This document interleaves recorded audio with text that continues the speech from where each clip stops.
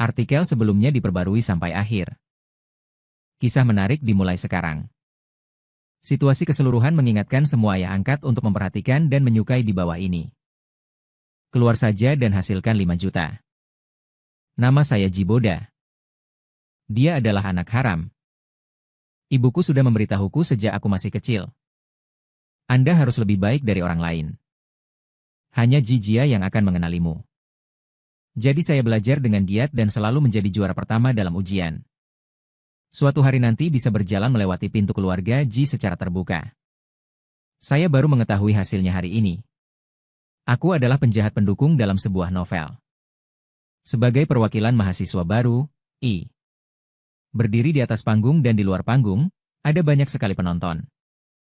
Sepasang mata yang tak terhitung jumlahnya menatapku. Seperti pisau yang tak terhitung jumlahnya. Siap untuk dibelah kapan saja. Sebuah fase kesempurnaan yang saya pelihara dengan hati-hati. Saya dengan percaya diri melafalkan kalimat-kalimat yang terdengar tinggi itu. Belajar keras. Melayani masyarakat. Mengejar keunggulan. Tiba-tiba, rasa sakit yang tajam meledak dari pelipisku. Seperti seseorang membelah tengkorakku dengan kapak. Gambar rusak yang tak terhitung jumlahnya muncul di depan mataku. Liu Ruyan, suara sekolah pindahan yang selalu melewati koridor dengan kepala menunduk. Matanya basah seperti anak kucing Itojo yang basah kuyup oleh hujan. Seorang anak laki-laki yang aneh namun familiar. Telinganya bersinar dingin di bawah sinar matahari. Dia mencubit dagu Liu Ruyan dan mencibir padaku dan berkata dia milikku. Pada akhirnya, aku berlutut di genangan darah. Ada pisau yang tertancap di dadanya. Dan tangan Liu Ruyan yang memegang pistol gemetar. Suara tembakan meledak di benakku. Tiba-tiba aku sadar kembali. Saya menemukan bahwa pidato telah dibacakan dan penonton belum bertepuk tangan. Dan punggungku basah kuyup. Bajunya menempel di kulit. Bagaikan lapisan kulit ular yang dingin. Aku melihat masa depanku. Bukan masa depan yang ada dalam buku ini. Kembali ke asrama. Saya minum setengah botol air es. Mencoba memadamkan api di kepalaku. Orang di cermin tampak pucat. Bibir gemetar. Seperti orang gila yang konyol. Hidupku adalah naskah yang ditulis oleh seseorang. Saya akan jatuh cinta pada Liu Ruyan. Ya. Karena dia dan Itojo menjadi gila. Dia meninggal dengan mengenaskan pada akhirnya. Jari-jarinya tanpa sadar menggali sudut meja. Sakit rasanya saat duri menusuk jariku. Membuatku sedikit sadar. Tenang Jiboda. Anda tidak pernah percaya pada takdir. Sama sekarang. Tenang. Saya mulai memikirkan tindakan pencegahan. Menjauhlah dari Liu Ruyan. Saya akan mengajukan permohonan transfer kelas besok. Hindari semua kemungkinan kontak dengannya untuk menghasilkan uang. Tunjangan hidup yang diberikan ibu saya hanya cukup untuk bertahan hidup. Anda harus menghemat cukup uang. Saatnya berangkat dari sini. Mantan asisten Itojo dipindahkan ke sekolah lain hanya pada tahun terakhir sekolah menengahnya. Saya masih punya waktu 2 tahun untuk mempersiapkan ujung pena untuk membuat tanda yang dalam di kertas. Bagaikan pisau yang mengukir kayu. Hindari saja plotnya. Saya bisa hidup. Sejak hari itu, saya mulai menghasilkan banyak uang. Bangun jam 6 pagi. Les bahasa Inggris online untuk 2 generasi kedua yang kaya. Mereka bahkan tidak bisa membedakan subjek dan predikat. Tapi itu tidak masalah. Selama uangnya ada. Aku bahkan bisa mengajari seekor babi memanjat pohon. 10 menit antar kelas tidak terbuang percuma. Setelah menerima 3 pesanan penulisan esai untuk kompetisi, saya langsung pergi ke warnet untuk login ke web gelap sepulang sekolah. Saya mengetik di keyboard hingga pagi hari untuk menjawab makalah akademis. Mataku kering seperti dipenuhi pasir. Namun jumlah di rekening tersebut bertambah sedikit demi sedikit. Ibuku sangat bahagia akhir-akhir ini. Karena saya akhirnya menemukan jawabannya. Saya tahu saya telah bekerja keras. Dia tidak tahu bahwa ada formulir pendaftaran untuk Universitas Swiss yang tersembunyi di laci meja saya. Jika saya menabung 500 juta, saya akan bebas. Tapi tidak peduli bagaimana aku bersembunyi. Anda selalu melihat Liu Ruyan diintimidasi. Di kafetaria, dia dikelilingi oleh beberapa gadis dan menikmati semangkuk sup panas. Terciprat ke seragam sekolahnya. Dia menundukkan kepalanya. Bahu membungkuk, seperti burung pipit basah. Seharusnya aku berbalik dan pergi. Tapi kaki itu sepertinya punya akar. Guru ada di sini. Tiba-tiba aku berteriak. Gadis-gadis itu panik. Pohon willow menyebar seperti asap. Dia mengangkat kepalanya dan melirik. Tapi aku sudah menyelinap ke tengah kerumunan. Kita tidak bisa berinteraksi dengannya. Bahkan tidak sekalipun. Tapi takdir itu seperti sutradara yang berselera buruk. Selalu dorong dia di depanku. Di perpustakaan, dia dikunci di ruang penyimpanan. Ketukan di pintu terdengar pelan seperti suara kucing yang mengeong. Saya menendang hidran kebakaran di koridor dan suara alarm menarik perhatian administrator. Memanjat tembok untuk pergi ke kafe internet di tengah malam. Isak tangis datang dari gang. Liu Ruyan dihadang di sudut oleh beberapa gangster. Tas sekolah. Tasnya rusak. Buku-buku pelajaran berserakan di lantai. Koreksi plot ini terlalu kuat. Akhirnya suatu sore, di ruang belajar, saya diblokir oleh Liu Ruyan. Teman sekelas Jiboda. Aku mengangkat kepalaku, Liu Ruyan. Saat ini, saya berdiri dengan canggung di depan meja. Jari-jarinya mengepalkan ujung bajunya erat-erat. Tiba-tiba hatiku tenggelam. Sesuatu terjadi. Saya berbicara dengan tenang. Tapi tanpa sadar jariku mengetuk meja. Ini adalah kebiasaan saya ketika berpikir. Liu Ruyan menarik napas dalam-dalam. Dia mengeluarkan sebuah amplop dari sakunya dan mendorongnya ke depanku. Katakanlah, saya ingin Anda mengajari saya mempelajari tatapan saya. Jatuh di atas amplop. Melalui kertas tembus pandang. Anda dapat melihat setumpuk uang kertas tipis di dalamnya. Jelas itu adalah uang yang telah dia simpan sejak lama. Sekarang karena perilakuku mengambil pekerjaan secara pribadi untuk menghasilkan uang. Dia bahkan memikat pahlawan wanita itu ke sini. Tidak bisa menjawab. Aku memperingatkan diriku sendiri di dalam hatiku. Sesuai dengan perkembangan buku tersebut, cepat atau lambat, dia dan Liu Ruyan akan terjerat. Akhirnya mereka saling menyiksa. Saya akhirnya bangun. Saya berencana untuk menabung cukup uang dan terbang jauh. Kita tidak boleh menciptakan masalah-masalah asing pada saat ini. Maaf. Saya tidak menerima konseling jangka panjang. Saya menutup buku itu dan berkata dengan nada jauh. Jika Anda membutuhkan materi ujian kejutan, saya dapat menawarkan biaya per mata pelajaran. Liu Ruyan tidak bergeming. Saya tahu Anda telah membantu banyak orang. Suaranya rendah. Tapi sangat tegas. Semua nilai mereka disebabkan oleh Anda. Jariku berhenti. Liu Ruyan mengangkat kepalanya. Ada kegigihan tertentu di matanya yang hampir putus asa. Berkata, aku berbeda dari mereka. Saya tidak punya jalan keluar. Saya tidak punya apa-apa untuk dikatakan. Tentu saja aku tahu tidak ada jalan keluar baginya. Dalam buku tersebut, Liu Ruyan diambil alih oleh keluarga Liu setelah gagal dalam ujian masuk perguruan tinggi. Abaikan sepenuhnya. Tinggal di bar dan bekerja di bar. Pada akhirnya, dia dibacok dan dijemput oleh sang pangeran. Mulailah hubungan sadomasokis. Dan sebagai bos penjahat masa depan, saya akan melakukan intervensi paksa di akhir cerita. Gunakan segala caramu untuk merebutnya. Pada akhirnya ketiganya mengalami kerugian. Tapi bagaimana jika aku membantunya sekarang? Sebuah ide tiba-tiba muncul di benakku. Karena aku tidak bisa bersembunyi. Lebih baik melakukannya sebaliknya. Jika Liu Ruyan tidak jatuh ke dalam bar, maka aku tidak akan bertemu dengan pangeran dunia bawah. Wajar saja, Itojo tidak akan terlibat dalam plot sadomasokisme selanjutnya. Lalu bisakah aku benar-benar lepas dari nasib balas dendam penjahat? Aku menarik napas dalam-dalam dan menaikkan kacamataku. Melangkah menuju Liu Ruyan. Berjudi? Bagaimanapun, begitu saya lulus SMA. Aku akan terbang jauh. Saya menatap Liu Ruyan selama beberapa detik. Tiba-tiba dia tersenyum dan bertanya. Apakah Anda tahu biaya saya? Liu Ruyan menyesap Min Chun. Katakanlah. Saya bisa membayar ini dulu. Saya akan mengisi sisanya secara teratur untuk Anda. Aku menggelengkan kepalaku. Mendorong amplop itu kembali. Saya tidak ingin uang. Liu Ruyan berdiri tegak. Aku ingin kamu berjanji padaku sesuatu. Suaraku sangat lembut. Namun setiap kata terasa seperti menimbang pro dan kontra.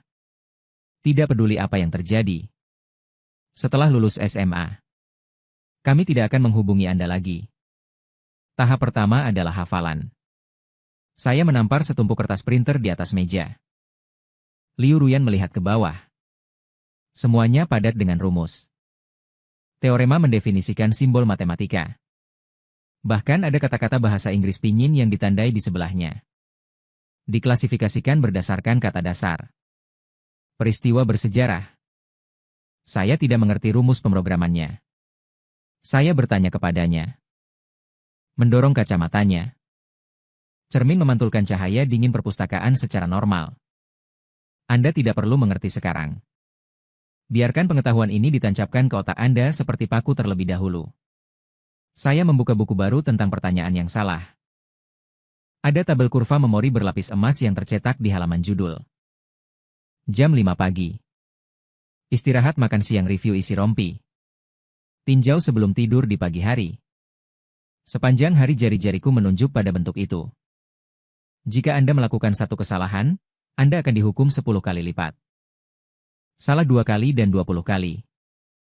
Dan seterusnya. Tenggorokan dan rambut Liu Ruyan terasa kencang. Tapi berapa lama waktu yang dibutuhkan untuk membawanya? Hafalkan sampai Anda dapat menulisnya tanpa suara dengan tangan kiri Anda. Saya mengambil pena dan menyerahkannya kepadanya. Mulai sekarang, Anda hanya dapat melakukan 3 hal dengan tangan Anda. Tapi dia mendukungnya dan memakannya. Minggu pertama, pergelangan tangan Liu Ruyan bengkak seperti roti kukus. Minggu kedua, dia mulai bermimpi tentang simbol matematika. Menari di depan matamu. Bulan ketiga, dia pada dasarnya mampu menangani serangan mendadakku terhadap hal-hal di dalam buku. Dia menghafalnya dengan kecepatan yang mencengangkan. Tahap kedua, memahami dan menerapkan. Saya mendorong setumpuk catatan tulisan tangan. Sekarang Anda memiliki batu bata di kepala Anda. Saatnya mempelajari cara membangun tembok. Saat dia menyelesaikan soal turunan secara mandiri untuk pertama kalinya. Matanya seterang guru galaksi. Saya melakukannya. Saat aku bertemu matanya, saya tersambar petir. Mantan asisten Ji Boda tergoda untuk pertama kalinya. Saya tersentuh oleh tatapan keras kepala di mata sang pahlawan wanita ketika dia sedang belajar. Malam itu, saya melakukan 3 set. Tubuh menenangkan pikiran. Mengapa Anda mengambil begitu banyak pekerjaan? Suatu malam, Liu Ruyan menatapku. Membalas 5 email tulisan hantu secara bersamaan. Akhirnya mau tak mau aku bertanya, cahaya biru di monitor memantulkan senyum kakuku dan berkata, menghemat uang dan pergi ke luar negeri untuk melarikan diri. Saya menyesalinya begitu saya mengatakannya. Tapi dia hanya mengangguk. Tiba-tiba dia meraih keyboard saya dan berkata, saya akan melakukan pekerjaan mengetik mulai sekarang. Tidak ada biaya tenaga kerja. Saya melihatnya dengan kikuk mengetik di keyboard. Bulu mata memberikan sedikit bayangan pada wajah. 3 bulan sebelum ujian masuk perguruan tinggi. Pada saat ini, Liu Ruyan bergegas menuju mantan asisten anak berusia 50 tahun itu. Dia bekerja paruh waktu di sebuah toko serba ada. Dilecehkan oleh seorang pemabuk. Dan sekarang, dia mengambil rapornya dan tersenyum padaku. Guruji, saya bisa kuliah di universitas utama. Matahari bersinar melalui jendela kaca perpustakaan. Beri dia emas. Aku tanpa sadar menyentuh dadaku. Pasti ada rasa sakit yang menyayat hati di sana. Mantan asisten Ji Boda selalu tersenyum seperti ini setiap kali melihat pahlawan wanita. Tapi aku hanya merasakan sengatan hangatnya. Ini tidak sebaik menyentuh air panas dengan tangan yang beku. Saya masih memberinya serangkaian pertanyaan nyata. Lalu dia berkata, jika Anda tidak menyelesaikannya hari ini, tidak diperbolehkan tidur. Jiboda?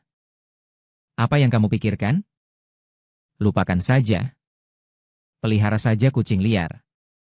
Tunggu sampai pahlawan wanita tersebut menyelesaikan ujian masuk perguruan tinggi. Saya akan pensiun dengan sukses. Perspektif Liu Ruyan. Keluarga Liu tidak membesarkan orang-orang yang menganggur. Nama saya Liu Ruyan. Ini adalah hari pertama saya dibawa kembali ke keluarga Liu. Kata-kata pertama yang diucapkan ayahku kepadaku. Dia duduk di sofa kulit. Kacamata berbingkai emas memantulkan cahaya dingin. Ibunya berdiri di belakangnya. Jari-jarinya yang dicat cat kuku merah bertumpu ringan di bahunya. Ayahku mengangkat matanya ke balik lensa kacamatanya dan berkata, seolah-olah dia sedang mengevaluasi suatu produk. Meskipun Ruoyun bukan putri kandung kami.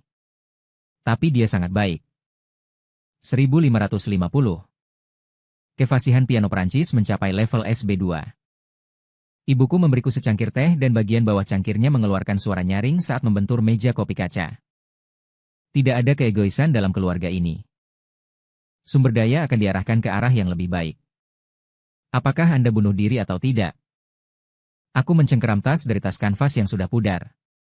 Kukunya menancap di kapalan telapak tangannya. Konyol sekali.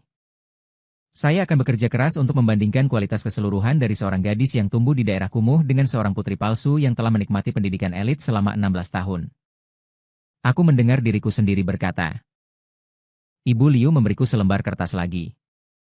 Berkata, ini adalah pemberitahuan penerimaan untuk sekolah menengah Nobel. Sebelum Anda berusia 18 tahun, kami akan memberikan Anda pendidikan terbaik. Dia berhenti.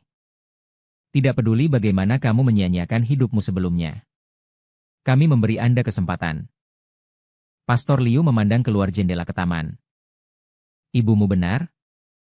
Penderitaan bukanlah alasan. Aku mendengar kabar kepulanganmu. Ruoyun juga mengalami depresi. Tapi dia berusaha mencari jalan keluarnya. Mata Liu Ruoyun memerah pada saat yang tepat. Ayah, berhenti bicara. Mata sang ayah langsung melembut. Tentu saja. Ibu putri kecilku menepuk pundakku. Kuku merah. Jatuh ke dalam seragam sekolah putih yang kucuci. Jika Anda gagal masuk universitas, kami tidak akan mempertimbangkan anak di bawah umur. Anda terus berinvestasi. Tinggalkan saja keluarga Liu. Penuhi saja kebutuhannya. Yang kalah tidak pantas diintimidasi di sekolah bangsawan keluarga Liu. Sangat kekanak-kanakan. Selalu ada buku teks grafiti di meja saya. Saya sering tidak sengaja terjatuh ke toilet. Tapi saya tidak punya waktu untuk mempedulikan hal ini.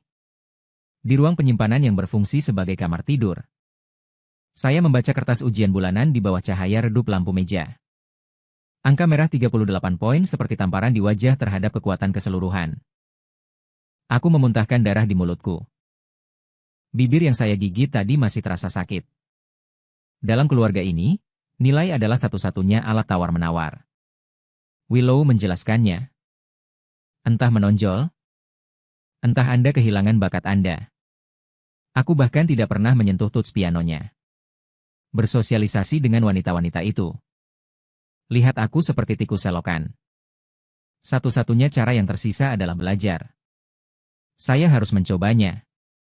Saya tidak ingin diperlakukan seperti sampah.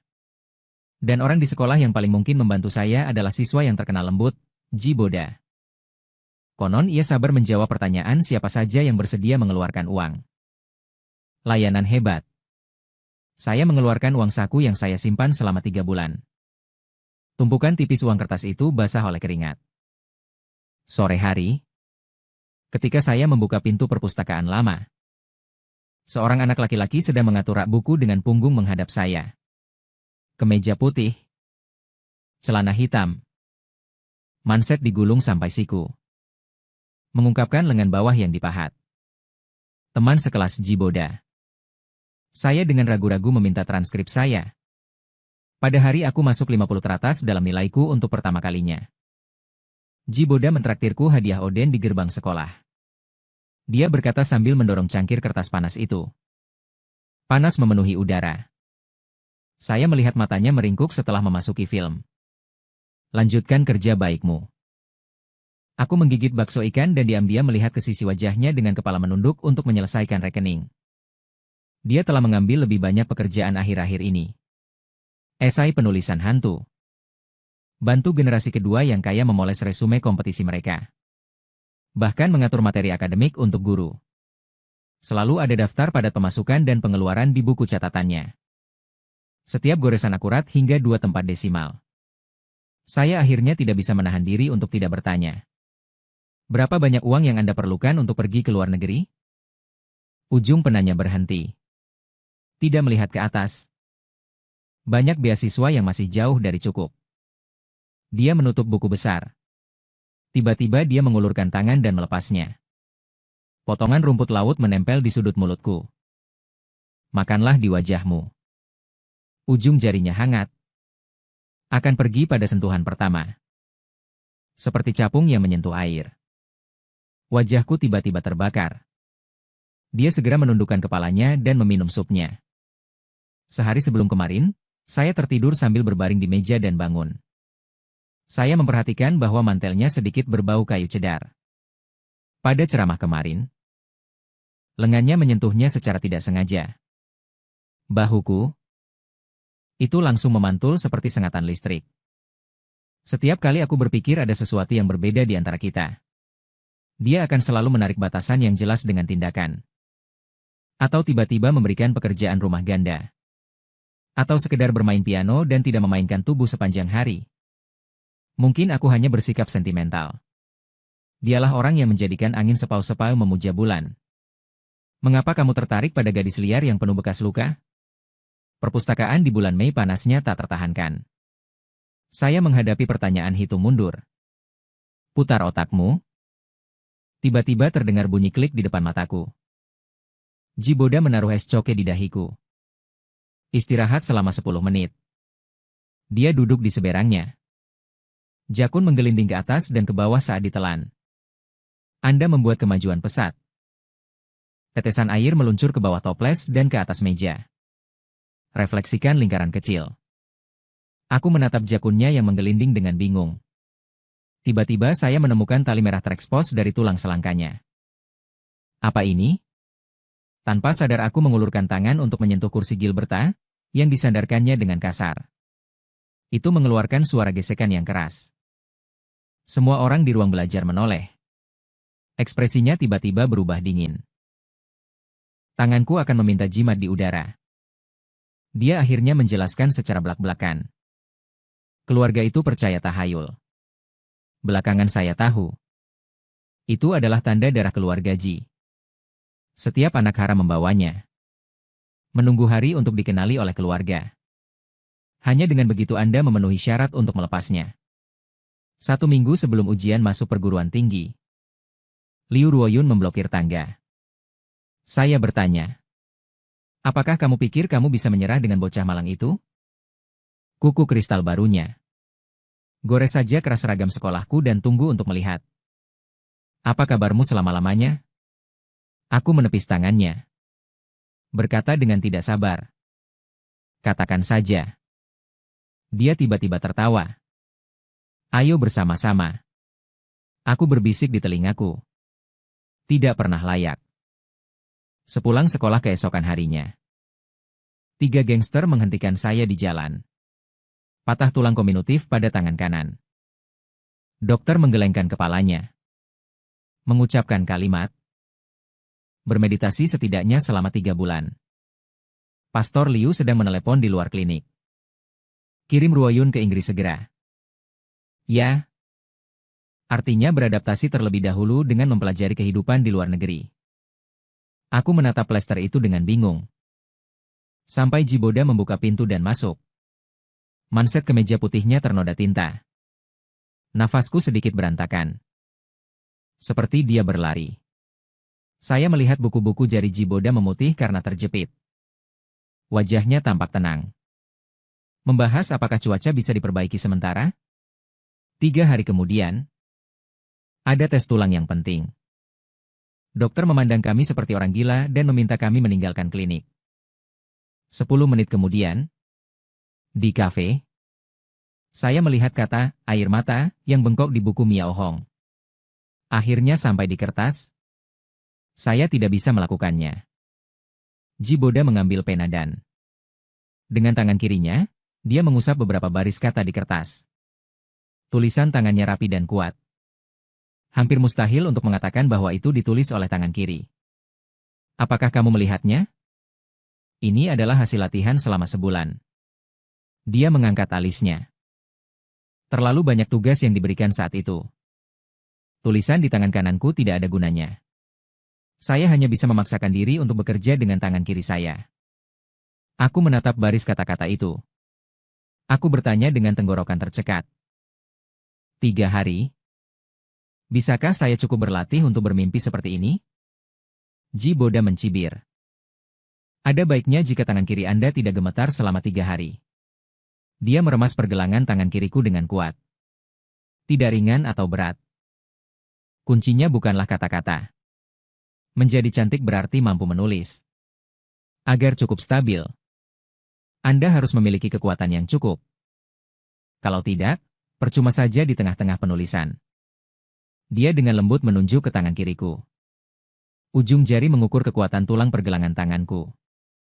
Seperti maraton, temukan cara termudah untuk memegang pena. Mengatakan, dia mengatur posisi jariku. Ini akan bertahan lebih lama. Dia mengeluarkan lembar jawaban kosong. Pegang pena di tangan kiri Anda. Isi gambarnya. Gerakannya sangat cepat. Selama ujian, Anda terbiasa menulis jawaban Anda di kertas terlebih dahulu. Kemudian pindahkan ke lembar jawaban. Itu tidak lagi diperlukan sekarang. Dia mengetuk pelipisnya. Berkata, gunakan otak Anda untuk menulis langsung pada lembar jawaban dan hindari menggunakan pulpen. Aku berkata dengan bibir tajam. Bagaimana dengan topik besarnya? Menyempurnakan Jiboda sangat menentukan. Matematika. Dalam fisika, hanya rumus dan hasil kunci yang ditulis. Jangan menulis lebih dari 1 kata untuk skor poin bahasa dan politik. Dia mengeluarkan kertas tiruan dan ingin menyesuaikan strategi menjawabnya. Dia membuka halaman lain. Di atas adalah diagram alur yang ditandai dengan warna berbeda. Soal pilihan ganda. Isikan langsung gambar pada lembar jawaban. Lewati draftnya. Langkah. Topik besar. Jawabannya sesingkat telegram. Dia menunjuk pada kumpulan poin penilaian yang dia kumpulkan. Misalnya soal fisika ini. Tuliskan rumus kunci dan jawaban akhir. Anda bisa mendapatkan skor 80%. Namun hal tersulit tentang komposisi bahasa Mandarin adalah kebingungan Jiboda dalam beberapa ratus kata. Saya tidak bisa menyelesaikan menulis dengan tangan kiri saya. Jadi dia mengeluarkan selembar kertas. Tuliskan puisi pendek. Menulis puisi atau prosa klasik. Mataku melebar. Ini akan berhasil. Bertaruhlah. Jiboda mengangkat bahu. Beberapa guru tidak menyukainya. Tetapi jika tulisan Anda relevan dan nilainya tidak rendah. Puisi dan prosa klasik panjangnya pendek. Itu bisa dilakukan hanya dalam beberapa salib. Pena terpaksa menulis 800 kata. Dia memberiku buku contoh puisi untuk nilai tinggi dalam ujian masuk perguruan tinggi. Saya telah menghafal sajak dan kiasan umum selama 2 hari terakhir. Di ruang pemeriksaan, sekarang aku menarik napas dalam-dalam. Meraih ujung pena dengan tangan kiri Anda. Kertasnya bengkok begitu disentuh. Jangan hentikan musim ini. Boda berkata dengan dingin. Tangan kiriku lelah. Ganti saja mulutmu. Gunakan pikiran Anda untuk menghafal pertanyaan dalam hati. Cukup tulisan tangan ide. Teruslah berlatih. Dia menatapku dan melanjutkan. Ingat, tujuannya bukan untuk mendapatkan kata-kata yang menarik. Anda tidak akan dikurangi banyak poin setelah menulis makalah. Anda bisa menang jika Anda mendapatkan poin penilaian utama. Dia menusukkan tongkat tebal ke tubuhku. Pena tanda tangannya tebal. Tempat pena. Menghemat usaha. Angin malam bertiup. Ada sehelai rambut di keningnya. Aku bertanya entah dari mana. Anda tahu ini akan terjadi. Ujung pena Jiboda berhenti. Siapa sangka cepat atau lambat tangan kanan saya yang diplester akan lumpuh? Di tangan kanannya, pupil matanya berkerut. Pada saat itu, aku hampir yakin dia menyembunyikan rahasia besar. Tapi detik berikutnya, dia mendapatkan kembali sikap tenangnya.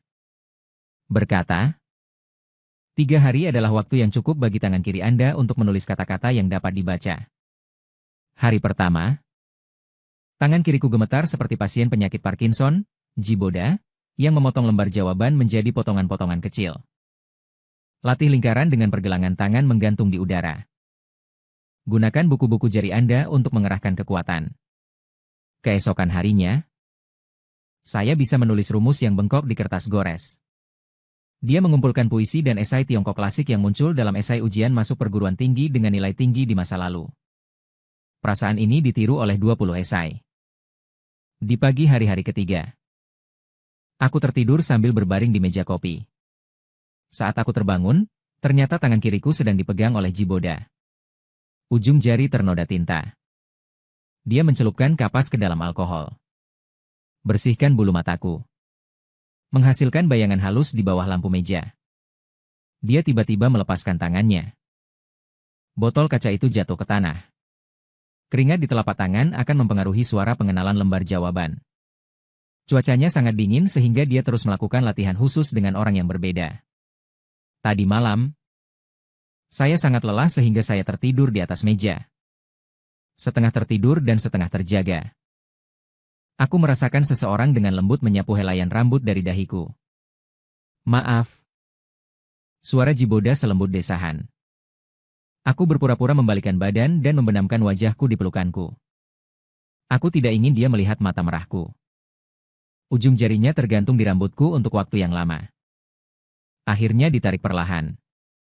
Pada hari ujian masuk perguruan tinggi, saya sengaja memakai baju lengan pendek. Biarkan plesternya terbuka. Di bawah lensa media. Teman sekelas ini. Reporter itu mengejarnya dengan mikrofon di tangan. Apakah Anda bersikeras mengikuti ujian saat terluka? Saya mengangkat tangan kiri saya ke kamera. Serius, aku akan menggunakan tangan ini. Tulis nama Anda di daftar emas. Hasil ujian masuk perguruan tinggi lebih rendah 60 poin dari yang diharapkan. Pada hari pemberitahuan penerimaan dikirimkan. Villa keluarga Liu meledak. Pastor Liu, seorang insinyur sipil, melemparkan amplop itu ke meja kopi. Tahukah kamu jurusan apa yang dipelajari Ruoyun di Inggris?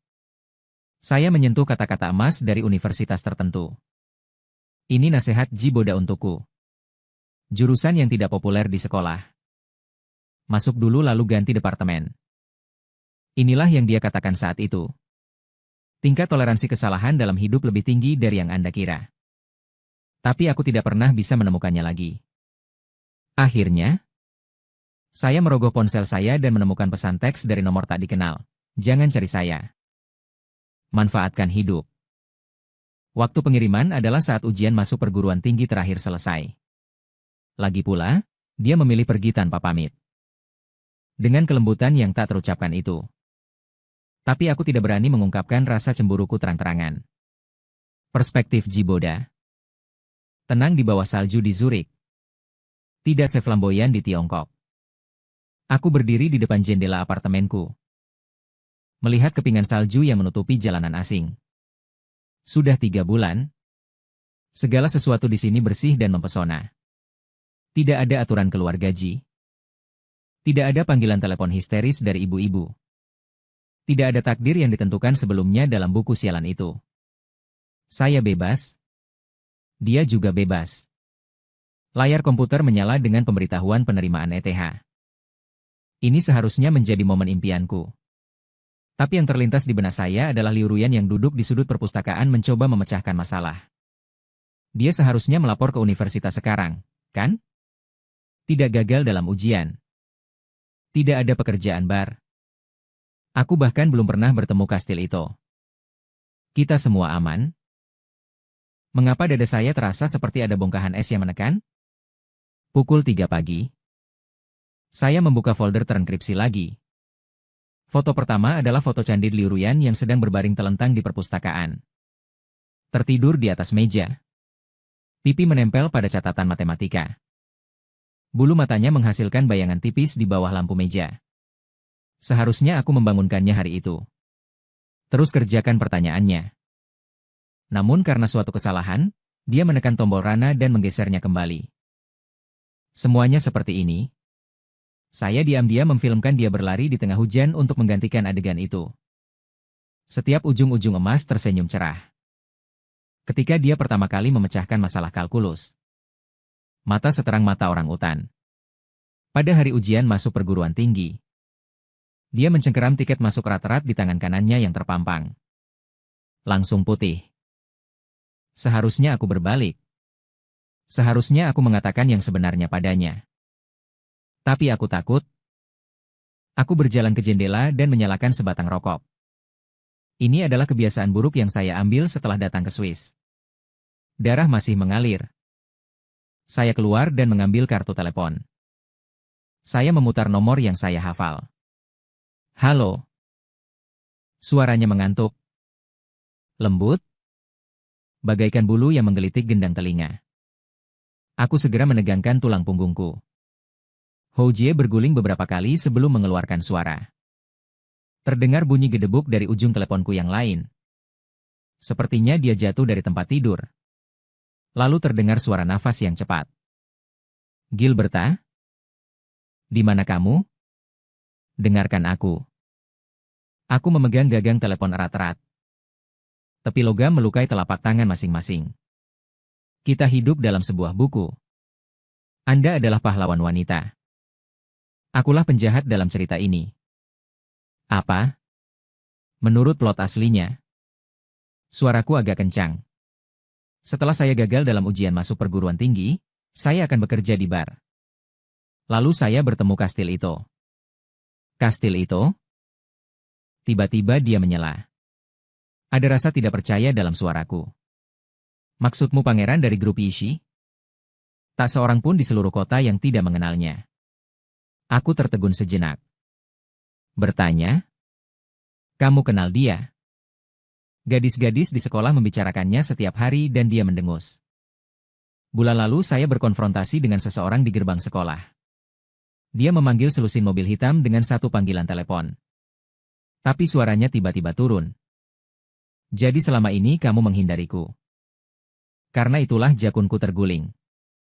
Berkata, dalam cerita aslinya, kota itu akan membantu Anda lagi dan lagi. Anda perlahan akan bersatu. Dan aku mengepalkan tanganku erat-erat. Peluang menghalangi Anda seperti orang gila dan menciptakan banyak masalah bagi Anda. Namun akhirnya aku memaksakan diri untuk melanjutkan. Bersama-sama Anda akan mengatasi semua rintangan. Dapatkan akhir yang bahagia. Keheningan yang tiba-tiba di ujung telepon sangat menakutkan. Aku hanya bisa mendengar sedikit napasnya. Bagaimana denganmu? Dia akhirnya berbicara. Suaranya seringan salju yang turun. Biarkan saja seperti itu. Aku ingin bilang kalau kita tidak boleh bertemu jadi ini paling aman. Namun ketika kata-kata itu keluar dari bibirku, itu berubah menjadi kata-kata bahwa kamu butuh pertolongan. Aku masih menertawakannya. Tawa itu tercekat oleh isak tangis. Jiboda? Tahukah kamu sudah berapa lama aku mencarimu? Aku pergi ke apartemenmu. Aku bertanya kepada semua teman sekelasku. Dia bahkan pergi ke rumah tua keluarga Ji. Apa yang kamu lakukan di sana? Aku meninggikan suaraku dengan tajam. Apa yang terjadi dengan tempat itu? Dia menyela saya. Anda pergi tanpa mengucapkan sepatah kata pun. Anda bahkan tidak bisa menjelaskan alasannya. Ya. Sekarang saya pergi dan berkata. Belajar. Aku bisa mengendalikan hidupku sekarang. Tapi kamu meneleponku dan memberitahuku. Ini adalah sebuah buku. Suaranya mengandung keluhan yang belum pernah kudengar sebelumnya. Seperti anak kucing terlantar yang mengeluh. Jantungku tiba-tiba mengepal. Saya. Apa kamu? Anda mengendus? Berkata, kamu bilang aku akan jatuh cinta pada orang lain atau membencimu. Bagaimana denganmu? Suaramu semakin lembut bagiku.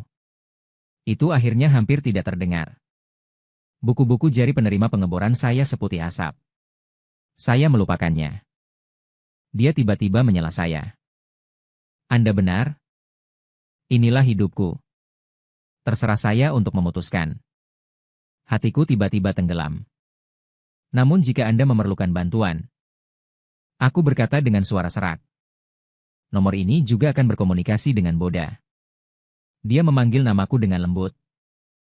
Suaranya selembut salju yang jatuh di telapak tangan. Kamu bajingan. Telepon tiba-tiba terputus. Aku berdiri di langit yang penuh dengan salju yang berterbangan. Melihat pantulan buramku di kaca. Sudut mulutnya benar-benar terangkat. Dalam perjalanan kembali ke apartemen, salju semakin lebat. Aku berjalan maju dalam bayanganku sendiri. Tiba-tiba aku berpikir untuk bangun. Adegan terakhir yang saya lihat hari itu. Aku berlutut di genangan darah. Dan tangan Liu Ruyan yang memegang pistol gemetar. Tapi sekarang berbeda. Dia tahu yang sebenarnya. Dia memilih jalannya sendiri. Dan akhirnya aku belajar untuk melepaskan. Saat melewati sebuah toko serba ada, saya berhenti sejenak dan melihat iklan tiket pesawat di jendela. Akhirnya saya berbalik dan berjalan ke arah yang berlawanan. Saat telepon ditutup dari sudut pandang Liu Ruyan, jari-jariku masih gemetar. Suaramu terdengar seperti suara Gilberta. Seolah masih menjawab di telingaku. Anda akan jatuh cinta dengan kastil itu. Kemudian tubuhnya terluka. Tapi pada akhirnya kamu akan akhir bahagiamu. Aku berdiri di tengah hujan. Plesternya sudah lama dilepas. Tangannya masih gemetar. Ternyata, orang-orang yang hatinya telah tergerak. Dia memelukku bahkan ketika dia mengucapkan selamat tinggal. Tanpa sadar aku menyentuh pergelangan tangan kiriku. Masih ada kepompong di sana sejak saya berlatih menulis dengan tangan kiri. 3 bulan lalu. Tangan inilah yang dipegang di telapak tangan Gilberta.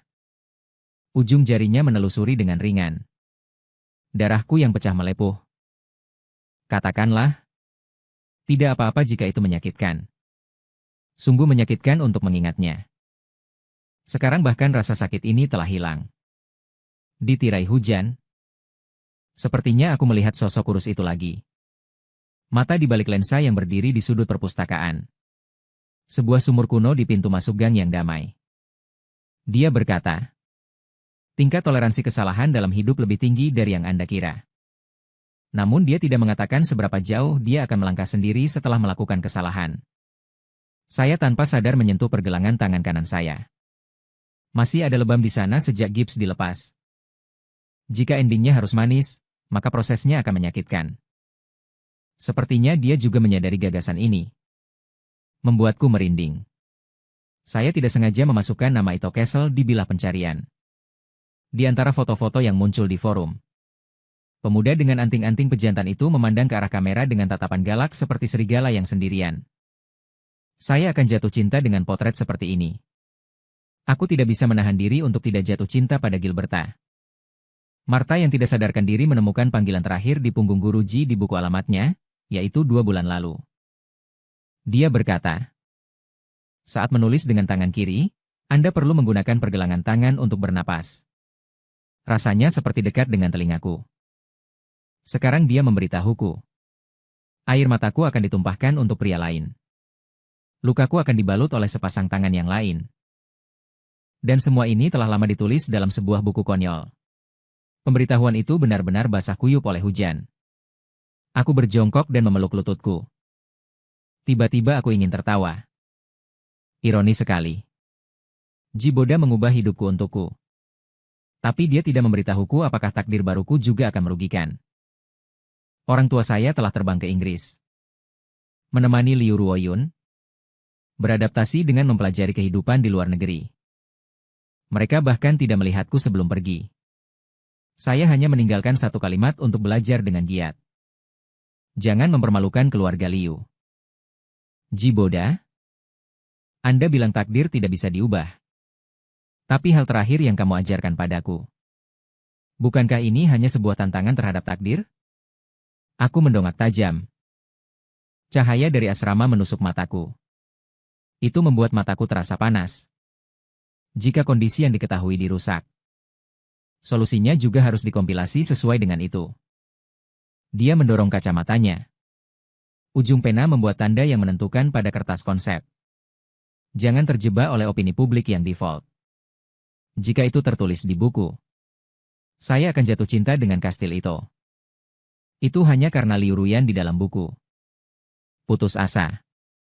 Tapi sekarang aku jelas masih ada pilihan. Aku terlihat sangat malu saat ini. Itu hanya terjadi 3 malam berturut-turut selama minggu final. Matanya berwarna biru. Rambutnya diikat acak-acakan menjadi bola, dan jari-jarinya kapalan karena ballpoint. Saya tidak akhirnya bekerja di bar. Tidak ada orang acak-acakan yang meringkuk di sudut asing sambil menggigil. Aku tidak rusak. Jadi tidak ada yang perlu berkelahi. Sekarang saya tidak membutuhkan siapapun untuk menjadi foto pahlawan saya. Profil Jiboda yang difoto secara diam-diam menjadi kabur di layar ponsel saya. Itu adalah ruang belajar malam terakhir di tahun terakhir sekolah menengah atas. Dia berbaring di atas meja dan mengangkat bulu matanya. Kepalanya menghasilkan bayangan halus di bawah lampu meja.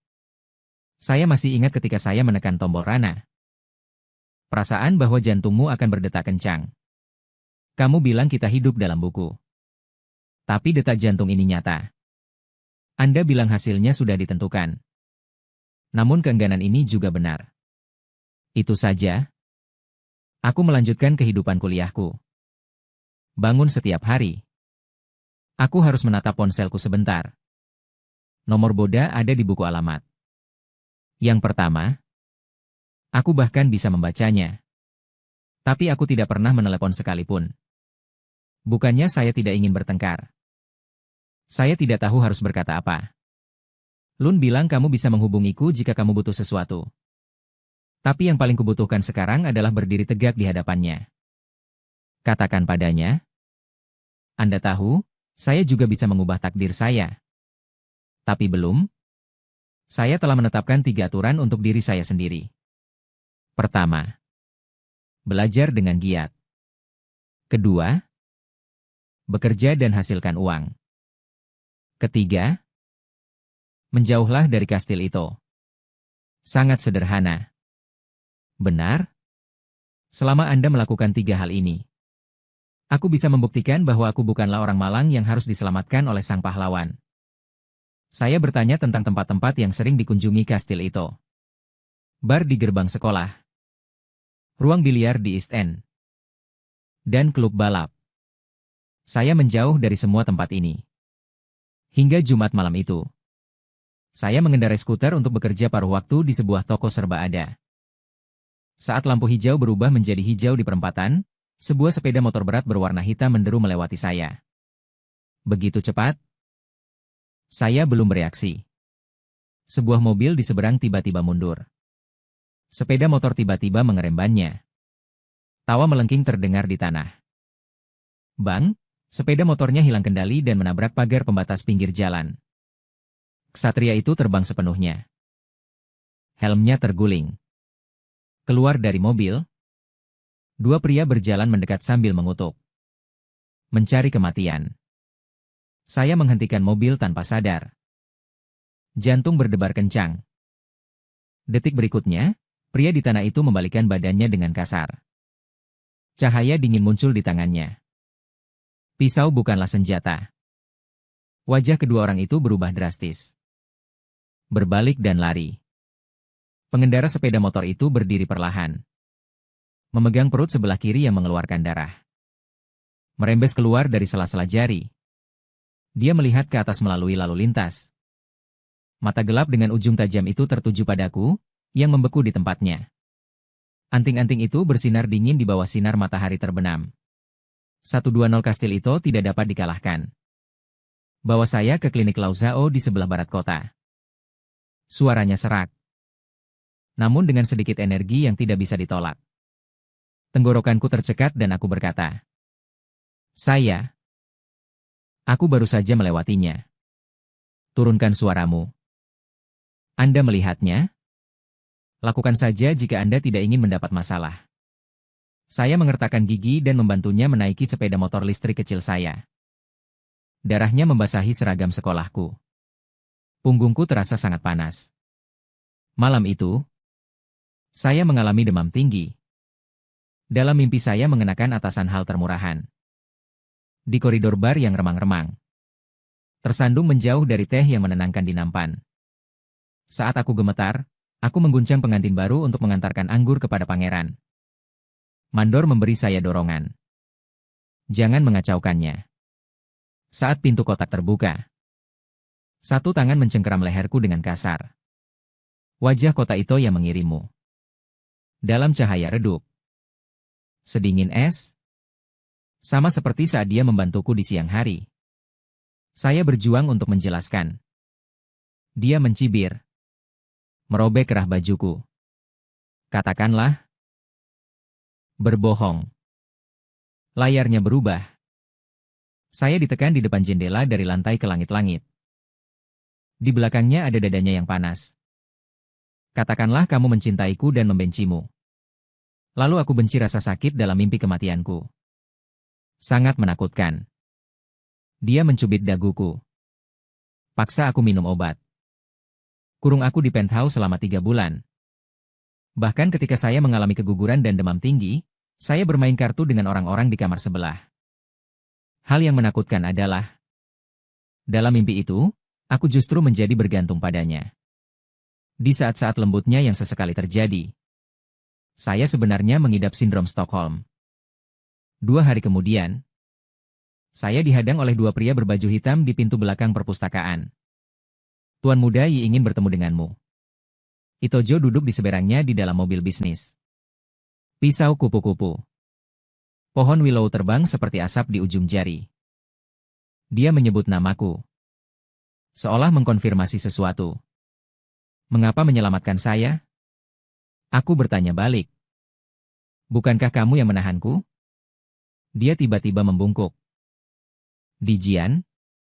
Kamu takut padaku ketika kamu hampir menekanku. Karena kamu menodongkan pisau ke arahku. Dia menyipitkan matanya. Tapi ada lebih dari rasa takut pada murid-muridmu. Dan itu menempel di pipiku. Sedingin melihat seorang kenalan. Sepertinya kami sudah saling kenal sejak lama. Jantungku berdetak kencang. Dia menyadarinya? Apakah dia menyadari bahwa dia tidak memiliki rasa jijik yang sama terhadapku seperti wanita lain? Koreksi alur. Awalnya, Itojo berdiri di lantai bawah asrama dan menunggu. Sepeda motor hitamku bersinar dingin di bawah sinar matahari. Aku menghitung langkahnya. Turun. Setiap langkah lebih berat dari langkah berikutnya. Kemana harus pergi hari ini? Dia melemparkan helmnya. Tanya saya tentang bar yang baru dibuka. Aku mengambil helmnya. Ada bekas retakan pada gesper plastik yang dicubitnya kemarin. Terakhir kali aku bilang aku tidak suka kebisingan. Dia menghancurkan setengah dari mistar di tempat. Pecahan kaca itu menempel di mimpiku selama seminggu penuh. Biarkan aku melunakkan suaraku sesukamu. Dengan siapa kamu baru saja berbicara? Suara Itojo terdengar melalui mikrofon. Teman sekamarku bertanya tentang pekerjaan rumah. Aku menatap bulan di luar jendela. Apakah Anda ingin memeriksa riwayat panggilan? Ada keheningan di ujung telepon selama beberapa detik. Dia tidak perlu menutup telepon. Tapi aku tahu kakaknya akan bertemu lagi besok. Teman sekamarku menemui kabut-kabur. Aku menulis di cermin. Sos dengan cepat terhapus lagi. Ketika Itojo menyebutkan belajar di Inggris untuk yang kesekian kalinya. Aku menusuk steak di piring dengan garpuku. London jauh lebih menarik daripada di sini. Dia melukai dirinya sendiri. Dorong itu membawa Anda ke klub malam sungguhan. Aku melihat bekas luka di buku jarinya. Itulah kuah yang tersisa dari mengalahkan senior klub kita minggu lalu. Meresap ke dalam nasi seperti darah. Ayah saya tidak akan menyetujuinya. Aku berbisik. Kecuali jika saya pergi ke Inggris bersama mereka untuk mengunjungi saudara perempuan saya selama liburan musim dingin. Mata Itojo berbinar. Ujung pisau mengeluarkan suara tajam di piring. Cerdas. Dia membungkuk. Bau kolon bercampur tembakau menerpa wajahku. Ketika saya tiba di London, aku menjawabmu. Anda benar-benar bebas. Selanjutnya dia akan memenjarakanku. Lalu siksa aku. Sama seperti dalam mimpi, aku menggunakan rasa sakit untuk membuktikan cintaku. Aku mengencangkan cengkeramanku pada telepon. Tiba-tiba saya menyadari dengan sangat jelas. Tidak. Aku tidak akan pernah pergi ke sana. Aku punya hidupku sendiri. Dengan kebebasan yang Jiboda bantu aku perjuangkan. Mengapa saya harus menjadi pahlawan wanita yang disiksa setengah mati demi mendapatkan akhir yang bahagia? Saya menelepon nomor Jiboda. Halo. Suaranya? Dengan rasa kantuk. Jiboda? Aku menarik napas dalam-dalam. Kuku menggali jauh ke dalam telapak tangan. Aku akan menghentikan rencana sialan ini sepenuhnya. Ada keheningan panjang di ujung telepon. Aku hanya bisa mendengar detak jantungku sendiri yang keras. Apakah kamu yakin? Suaranya serak. Begitu Anda memulai, tidak ada jalan untuk mundur. Aku menatap mataku yang keras kepala di cermin dan berbicara. Sejak hari kamu mulai mengajariku, saya tidak pernah berpikir untuk berbalik dan mendengar suara kertas di balik di ujung telepon. Sepertinya saya melihatnya merekam sesuatu dengan cepat di sana. Sama seperti ketika saya diberi ruang les, saya tetap fokus dan fokus seperti saya. Dia akhirnya berbicara. Suara itu menjadi tenang. Saya akan memantapkan diri saya di ETH sesegera mungkin. Kemudian kami akan memberi Anda surat undangan pertukaran akademis formal. Saya akan menemukan cara untuk mendapatkan paspor dan visa di sini. Saya menjawab dengan cepat.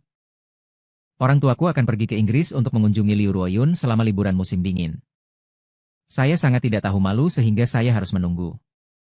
Dia tiba-tiba menyelaku di kastil itu. Saya berkata dengan tegas. Pertama, aku tidak akan pernah jatuh cinta dengan pangeran gangster itu.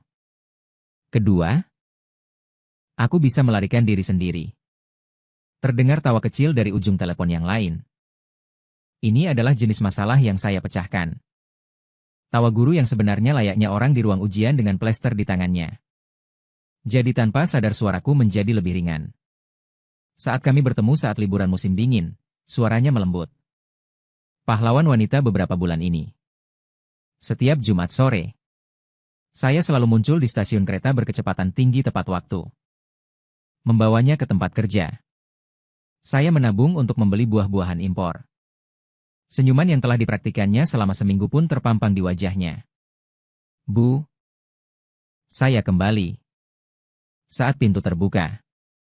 Pinggangku telah membengkok seperti biasanya. Ibu Liu sedang duduk di sofa sambil merapikan kukunya. Tanpa mengangkat kelopak matanya. Aku menaruh buah itu dengan lembut di tenggorokanku. Ini anggur favoritmu. Saya mengantri setengah jam untuk membelinya. Biarkan di sana. Dia akhirnya menghadiahiku dengan sebuah kata. Aku puas dengan rasa sakit akibat paku robot yang menusuk telapak tanganku ketika ayahku akhirnya menyeka matanya. Membuatku tetap terjaga. Senyum di wajahnya tidak pernah berkurang. Di dapur. Aku memakai celemekku. Mulai memasak. Mata smokenya merah. Tapi aku tidak bisa menggosoknya. Terakhir kali saya menyeka air mata, Pastor Liu melihat saya. Dia bilang aku akan marah pada ayah. Cobalah sup nasi ini. Di atas meja, saya dengan hati-hati mengisi mangkuk dan menyerahkannya. Pastor Liu menyesapnya. Alisnya berkerut. Tiba-tiba hatiku naik ke tenggorokanku. Saya bebas. Dia berkata sambil meletakkan mangkuknya. Maaf. Saya akan memperhatikannya lain kali. Aku segera menundukkan kepalaku dan mengakui kesalahanku. Ada rasa panik yang cukup besar dalam suaranya. Suatu malam pukul 10. Saya akhirnya kembali ke ruang tamu kecil. Saat aku terjatuh di tempat tidur. Hanya dengan begitu seluruh otot di tubuh bisa berani rileks. Telepon menyala dengan pesan dari Jiboda. Undangan ETH telah dikirim. Aku menatap langit-langit. Tiba-tiba tertawa dan tertawa. Air mata mengalir begitu saja. Keesokan paginya, aku menjadi ayah putriku yang patuh lagi. Biarkan aku meremas bahumu. Saya berdiri di pintu ruang kerja. Suaranya lembut. Pastor Liu bahkan tidak mengangkat kepalanya seolah takut mengganggu seseorang. Dia berkata, ya. Aku berjalan dengan tenang. Tekan dengan kekuatan ringan atau berat. Dia berkata, saya mendengar Anda mendapat beasiswa. Tanganku berhenti. Lalu dia menekannya lebih keras dan menjawab. Ya. Juri hadiah ketiga adalah Profesor Zhang. Dia bilang dia sangat mengagumimu. Sudut mulut Pastor Liu sedikit terangkat. Saya tahu pertunjukan ini akhirnya terungkap. Pada hari Natal, saya mengenakan gaun merah muda yang ditunjuk oleh Ibu Liu. Membungkuk dan meminta maaf kepada Liu Ruoyun dalam video tersebut. Saudara perempuan. Maaf. Saya bodoh saat itu. Liu Ruoyun di layar tertawa terbahak-bahak hingga dahan-dahannya bergetar. Tapi saya hanya peduli dengan kalender di belakangnya. 15 Januari. Hari pembukaan sekolah ETH. Setelah menutup video bersama kami selama liburan musim dingin, Pastor Liu akhirnya mengalah. Minta maaf secara langsung kepada adikmu. Lepaskan ikatannya. Aku gemetar karena kegembiraan. Kali ini bukan tindakan merendahkan diri selama 3 bulan. Akhirnya, saya mendapatkan tiket menuju kebebasan dan berangkat. Hari itu, saya meminta pembantu yang paling kompeten untuk membantu mereka membawa tas dan mengisi formulir. Menjalankan tugas. Selama 3 kali pemeriksaan, Ibu Liu tiba-tiba melemparkan mantelnya kepadaku. Ambillah dariku dengan hormat. Rasakan bentuk paspor di saku bagian dalam. Paspor asli ini diperoleh dengan harga diri 3 bulan. Di bandara. Pastor Liu tiba-tiba menoleh ke belakang. Saya berkata, jangan mempermalukan kami kali ini. Tidak. Aku menundukkan kepalaku. Sudut mulutnya tidak bisa menahan diri untuk tidak terangkat. 20 menit sebelum naik, aku berdiri di depan cermin kamar mandi. Jari-jari sedikit gemetar. Gadis di cermin itu mengenakan setelan Chanel pilihan Ibu Liu. Rambutnya ditata dengan cermat. Seperti putri kaya yang berperilaku baik. Tapi aku tahu. Dalam 3 menit lagi, gambaran ini akan hancur total. Aku menarik napas dalam-dalam. Dia dengan cepat melepas jepit rambutnya dari bahunya. Momen ketika rambut panjang rontok. Aku mengeluarkan kaos dan jeans yang telah kusiapkan dari kompartemen ranselku. 3x5x2, kenakan kacamata biasa dan masker. Terakhir, masukkan setelan itu ke dalam ransel. Seluruh proses memakan waktu tidak lebih dari 90 detik. Ini adalah sesuatu yang telah saya latih berkali-kali. Perhatian wisatawan yang bepergian ke Zurich. Saat radio berbunyi, hatiku hampir menembus tulang rusukku. Saat aku membuka pintu kompartemen, dari sudut mataku aku melihat sekilas 2 pria berbaju hitam. Laki-laki mengetuk pintu toilet wanita satu persatu. Orang-orang dari kota itu masih mengikuti. Aku menurunkan pinggiran topiku. Dia berjalan melewati mereka seolah-olah tidak terjadi apa-apa. Seorang pria menatapku dengan curiga. Saya sengaja batuk 2 kali. Seperti seorang mahasiswa yang sedang flu. Menggosok hidungnya. Cepat pergi. Begitu cepat, itu cepat. Berjalan 20 meter lagi. Itu adalah pos pemeriksaan keamanan. Tiba-tiba terdengar teriakan dari belakang. Berhenti. Seluruh tubuhku kaku. Tapi aku tidak melihat ke belakang. Sebaliknya, dia mempercepat langkahnya dan menyatu dengan antrian. Wanita berkerudung itu berlari ke arahku dan bergegas menuju saluran pemeriksaan keamanan.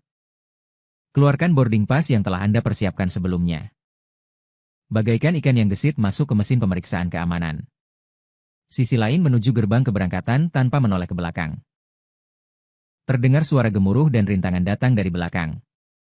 Tapi saya sudah bergegas ke jembatan dan pramugari. Melihat nona saya yang terengah-engah karena terkejut. Anda dan saya tersenyum pucat dan berkata, saya merasa mabuk udara dan ingin duduk lebih awal. Saat Palka ditutup, melalui jendela kecil, saya melihat pria berbaju hitam mengejar saya dihentikan oleh Dikin. Mesin pesawat mulai menderu. Lari ke cahaya. Itu mekar menjadi sungai bintang yang terang di tengah hujan. Saya melarikan diri. Saya benar-benar melarikan diri. Untuk bergabung dengan orang yang seharusnya menjadi penjahat, aku menempelkan wajahku yang panas ke jendela kapal yang dingin. Tiba-tiba tertawa terbahak-bahak. Giberda pasti sedang berputar-putar di Bandara Zurich saat ini. Lensa kacamataku penuh kabut. Dia pertama-tama akan memberiku pelajaran dengan wajah datar. Terlalu berisiko. Lalu dia diam-diam menarikku ke dalam pelukannya dengan mata merah. Saat pramugari membawakan selimut, aku mendapati diriku gemetar. Tidak takut. Sebaliknya, itu adalah kegembiraan yang nyaris terjadi. Akankah dia mengunciku di ruang bawah tanah? Maukah kamu mengikat tanganku dengan dasi? Ini akan menjadi seperti apa yang tertulis di buku. Pegang daguku. Katakanlah. Apakah kamu pikir kamu bisa melarikan diri? Aku menggigit bibirku dan menjawab dalam hati. Tidak. Karena aku bukanlah pahlawan wanita malang yang menunggu untuk diselamatkan. Saya Liu Ruyan. Orang yang merobek naskah dengan tangannya sendiri. Hari ketika saya menjemput Liu Ruyan dari sudut pandang Jiboda di bandara. Sedang turun salju di Zurich. Aku mondar-mandir di gerbang kedatangan. Secangkir coklat panas di tanganku sudah diganti 3 kali. Tidak dapat membiarkan Liu Ruyan minum dingin, dia berdiri di depan komedi putar bagasi. Rambutku terkena air salju. Tas sekolah pudar di pelukannya persis sama dengan yang ada di materi les fashion SMA. Jari-jariku yang memegang gagang payung semakin erat. Memikirkan masa depan dalam buku. Aku akan jatuh cinta padanya. Tidak bisa mendapatkannya. Akhirnya dia menjadi orang gila yang memenjarakannya. Tampilan layar elektronik. Penerbangan tiba 17 menit yang lalu. Aku menghitung detiknya. Sampai aku melihat sosok familiar itu berjalan keluar sambil mendorong barang bawaanku.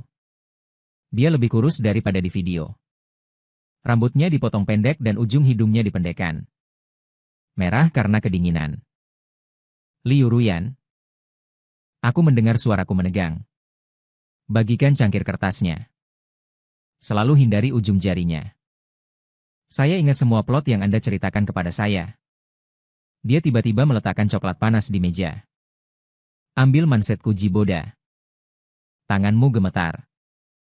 Salju di luar jendela taksi semakin lebat. Dia tiba-tiba menyentuh punggung tanganku. Ujung jari terasa dingin. Aku harus menjauh. Tapi tubuh lebih matang dari otak. Balikan telapak tangan Anda dan lingkarkan di sekitar jari-jarinya. Jiboda? Suaranya seringan salju yang turun. Kemana dia mengirimku tiba-tiba? Jika menjadi panas di saku Anda. Loteng? Aku mendengar diriku sendiri berkata. Lalu saya pindah. Dia menyukai spray. Kulkas berwarna biru muda berisi makanan kesukaannya. Beraninya kamu? Di malam hari saat matanya terbuka lebar. Saya bersikeras menyebarkan selimut di lantai. Dia duduk di tempat tidur terbungkus selimut. Dia mengerti. Tendang bahuku. Cahaya bulan menelusuri garis bulu matanya. Tapi tampilan Kuyu di buku ketika dia dipenjara oleh kastil itu benar-benar berbeda. Dia seharusnya ditinggalkan oleh Liu Jia setelah gagal dalam ujian masuk perguruan tinggi. Saat bekerja di bar, dia bertemu dengan pangeran gangster yang dibius, Itojo. Dan saya akan menemukannya dalam 5 tahun dan menggunakan metode yang lebih kejam untuk merebutnya kembali. Guruji. Suaranya menggodamu. Apakah Anda takut menjadi seperti tetesan air hujan yang menerpa jendela di buku? Aku menceritakan padanya alur ceritanya. Dia tiba-tiba mendekatiku. Jadi bagaimana nasib Anda dan saya sekarang? Sekarang kamu berada di luar negeri. Kastil itu masih di Haicheng. Sebagai pangeran dunia bawahnya. Aku sengaja mengabaikan nafasnya yang mendekat. Selama kita menjaga jarak, ini akan aman. Jiboda. Lututnya menekan bagian atas kakiku. Aroma sampo menerpa wajahmu. Ketika Anda membantu saya memperbaiki kesalahan saya setiap hari. Mengapa Anda tidak ingin menjaga jarak? Aku meraih pergelangan tangannya. Saya sedang berbaring di tempat tidur sambil terengah-engah, seolah-olah saya baru saja berlari 10 kilometer. Liu Ruyan menyisir awal kehitamanku. Hanya saja aku salah karena jatuh cinta padamu. Dia mengangkat kepalanya dan menggigit jakunku. Anda menjadi hitam karena Anda tidak tidur lebih awal. Guntur meledak dan kilat menyambar biru di luar jendelaku. Melalui tirai, beberapa garis-garis terang dan gelap bergantian digambar di tulang selangkanya. Saya tiba-tiba menemukan. Segala akal dan ketakutannya luluh dalam suhu tubuhnya yang panas. Kekhawatiran tentang kegelapan. Kecemasan tentang nasib. Saat ini, hal itu menjadi sangat tidak berarti. Ujung jarinya menelusuri bekas luka lama di punggungku. Ini seperti menghaluskan semua bekas luka di masa lalu. Jiboda. Dia tersentak dan memanggil namaku dan menatapku. Aku lupa matanya. Tidak ada sedikit pun rasa takut dan ragu. Hanya kepercayaan dan tekad murni. Pada saat ini, tiba-tiba aku mengerti. Jangan pernah ada pemenjaraan atau pemaksaan di antara kita. Hanya dua jiwa yang memutuskan untuk menghadapi nasib mereka bersama. Aku menundukkan kepalaku untuk menenangkannya. Kali ini, mari kita menulis ulang bagian akhirnya bersama-sama. Malam musim semi. Saya sedang duduk di dekat jendela mengoreksi kode. Liu Ruyan sedang makan apel di sofa seberang. Jari-jari kakimu bergesekan dengan pahaku. Seperti kucing yang gelisah. Guruji. Dia tiba-tiba datang. Aroma manis apel menyembur di telingaku. Berkata dengan lembut. Telingamu merah. Saya menutup laptop saya dan bilang panasnya terlalu tinggi ya? Yang dia lihat hanyalah mengetuk jakunku. Lalu kenapa di sini juga panas? Pukul 3 pagi. Aku terbangun dari mimpi buruk. Dalam mimpi itu, saya sedang berdiri di rumah tua keluarga Ji. Memegang rambut Liu Ruyan di tangannya. Saya mengalami mimpi buruk lagi saat mencoba memaksa dia melihat tato di kepala saya ketika saya menikah dengan orang lain. Suara Liu Ruyan datang dari belakang. Dia tidak tahu kapan dia bangun. Dengan lembut menyisir rambutku yang basah oleh keringat dingin dengan jariku. Tangan melewati celah tirai. Menimbulkan bintik-bintik kecil cahaya di tulang selangkanya. Tiba-tiba aku meraih pergelangan tangannya. Bertanya, kau tahu saat aku memberimu pelajaran les di SMA. Apa satu hal yang harus Anda lakukan sebelum tidur setiap hari? Dia berkedip. Saya tidak mengerti mengapa suara saya serak. Tanyakan pada dirimu apakah aku telah jatuh cinta padamu. Jika jawabannya tidak, saya bisa tidur nyenyak. Liu Ruyan tiba-tiba tertawa terbahak-bahak. Jadi bagaimana kamu mengetahuinya nanti? Bulan ketiga di Swiss. Aku menatap langit dan tidak ada hari untuk memasak. Saat membuat mie instan, tanpa sadar saya memecahkan 2 butir telur. Karena Anda suka makan manisan telur. Dia berguling di pinggulnya. Duduk di pinggangku dan membuka garis leher piyamanya. Sepotong jiboda seputih salju. Tahukah kamu betapa menakutkannya matamu sekarang? Tentu saja saya tahu. Pria di cermin bermata merah. Seperti serigala ganas yang menatap daging itu. Dalam cerita, inilah tampilan yang saya gunakan. Menonton kastil itu di kamera pengintai. Membawa Liu Ruyan yang mabuk ke hotel. Aku meraih tangannya yang meraba-raba. Lalu dia berkata di buku itu, saya akhirnya akan mengunci Anda di ruang bawah tanah keluarga Ji. Benarkah? Dia membungkuk dan menggigit daguku. Tolong cepat. Saya belum pernah melihat ruang bawah tanah bernilai 1 miliar. Saat aku menekannya ke kasur, tiba-tiba aku teringat hari hujan yang mengubah segalanya. Setelah upacara kelulusan tahun terakhir sekolah menengah atas. Aku sedang memegang payung. Saya mengikutinya dari kejauhan dan melihatnya berjongkok di bawah atap sebuah toko serba ada, makan roti kukus dingin. Pada saat itu, aku harus bergegas dan membawanya pergi.